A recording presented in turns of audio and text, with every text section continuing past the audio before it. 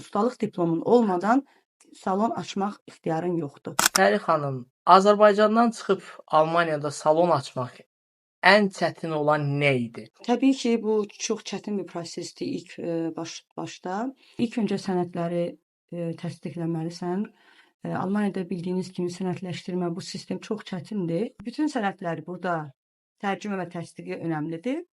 Sonrasında da yəqin ki, işin keyfiyyətli olmağı, müştəri təbii ki, sizi artıq tanıyır və çox rahatlıqla da, yəni birinci özünüzü tanıtmaqdır. İşlərinizi, sənədlərinizi qaydasına saldıqdan sonra öz işinizi nümayiş elətdirməkdir. Bu prosedurlar Azərbaycanda rahat olur, yoxsa Almaniyada? Belə deyərdim, mən artıq 16 ildir Almaniyada yaşadığım üçün hal-hazırki vəziyyətlə müqayisə eləyə bilmərəm. Təbii ki, 16 il öncə olan yəni iş həyatı ilə müqayisədə burada çox çətindir. Çünki burada magister bir olmadan, yəni ustalıq diplomun olmadan salon açmaq ixtiyarın yoxdur.